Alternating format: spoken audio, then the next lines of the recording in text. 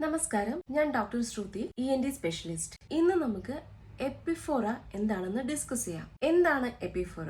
കണ്ണിൽ നിന്നും കണ്ണുനീർ സാധാരണയിൽ നിന്നും കൂടുതൽ ഒഴുകി വരുന്നതിനെയാണ് എപ്പിഫോറ എന്ന് പറയുന്നത്. പലപ്പോഴും ഇത് കണ്ണിൽ വെള്ളം നിറഞ്ഞതുപോലെ തോന്നും. എപ്പിഫോറ ഡിസ്കസ് ചെയ്യുന്നതിന് മുൻപേ എന്താണ് നേസോ ലാക്രിമൽ സിസ്റ്റം, അതിൽ എന്തൊക്കെയാണ് ഉള്ളത്? കണ്ണുനീർ ഉൽപ്പാദിപ്പിക്കുന്ന ലാക്രിമൽ ഗ്രന്ഥി, ചെറിയ ലാക്രിമൽ കനാലിക്കുലെ, പിന്നെ ലാക്രിമൽ സാക്ക്, ഇത് കണ്ണുനീര് സംഭരിക്കുന്ന ഒരു ഭാഗമാണ്. അതിനുശേഷം മൂക്കിലേക്ക് ഡ്രെയിൻ ചെയ്യാൻ വേണ്ടി നേസോ ലാക്രിമൽ ഡക്ട്. എന്താണ് ഇതിന്റെ പ്രധാന പ്രവർത്തനം? കണ്ണിനെ നനവോടെ സൂക്ഷിക്കുക, കണ്ണിൽ അധികമായി ഉണ്ടാകുന്ന കണ്ണുനീരെ മൂക്കിലേക്ക് ഒഴുക്കി വിടുക. ഇനി കുട്ടികളിൽ എപ്പിഫോറ ഉണ്ടാകാനുള്ള പ്രധാന കാരണങ്ങൾ: നേസോ ലാക്രിമൽ ഡക്റ്റിന്റെ ബ്ലോക്ക്, കൺജനൈറ്റൽ ബ്ലോക്ക് ആകാം, ജനിക്കുമ്പോൾ തന്നെ ഈ ബ്ലോക്ക് ഉണ്ടായിരിക്കാം. പിന്നെ ഡാക്രോസിസ്റ്റൈറ്റിസ്, അതായത് ലാക്രിമൽ സാക്ക് എന്ന് പറയുന്ന ഈ കണ്ണുനീർ സംഭരണിയുടെ ഇൻഫെക്ഷൻ കൊണ്ടുണ്ടാകാം. കുട്ടികളിൽ കാണുന്ന ലക്ഷണങ്ങൾ ഇവയൊക്കെയാണ്: കണ്ണിൽ നിന്ന് കണ്ണുനീര്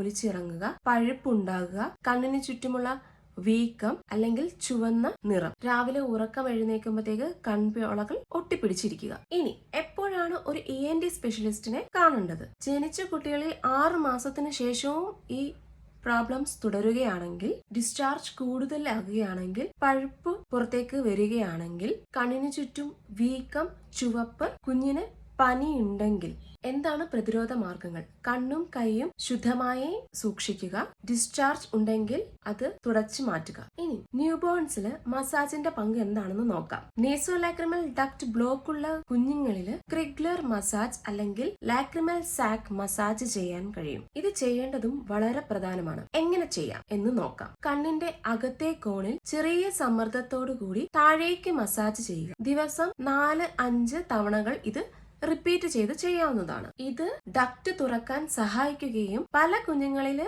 ഇത് സർജറി ഒഴിവാക്കാനും സഹായിക്കുന്നു. മീഡിയൽ സൈഡിൽ നിന്നും ഇവിടെയാണ് ലാക്രിമൽ സാക്കിന്റെ പൊസിഷൻ. ജെന്റിൽ പ്രഷറോടുകൂടി താഴേക്ക് മൂക്കിന്റെ ഭാഗത്തേക്ക് മസാജ് ചെയ്ത് കൊടുക്കാം, ഇതുപോലെ. ഓക്കെ, എന്തൊക്കെയാണ് ട്രീറ്റ്മെന്റ് ഓപ്ഷൻസ്? ഒബ്സർവേഷൻ, ചിലപ്പോൾ ഇത് സ്വയം മാറിയേക്കാം, അല്ലെങ്കിൽ മസാജ് ചെയ്യാം. എന്തെങ്കിലും ഇൻഫെക്ഷൻസ് ഉണ്ടെങ്കിൽ ആന്റിബയോട്ടിക് യൂസ് ചെയ്യാം. കണ്ടിന്യൂസ് ആയിട്ട് ഈ പ്രശ്നം നേരിടുന്നുണ്ടെങ്കിൽ പ്രോബിംഗ്, സിറിഞ്ചിങ് പോലുള്ള ടെസ്റ്റ് ചെയ്ത് പ്രോപ്പർ ട്രീറ്റിംഗ് ചെയ്യാം. ഇനി റയർ കേസസിലൊക്കെ സർജറി അനിവാര്യമാണ്. എൻഡോസ്കോപ്പിക് സർജറിയിലൂടെ ഈ നേസോ ലാക്രിമൽ ഡക്റ്റിന്റെ ബ്ലോക്ക് നീക്കം ചെയ്യാനും അത് മൂക്കിലേക്ക് തുറക്കാനും സഹായിക്കുന്നു. എന്തെങ്കിലും സംശയങ്ങളുണ്ടെങ്കിൽ തീർച്ചയായും ചോദിക്കാം.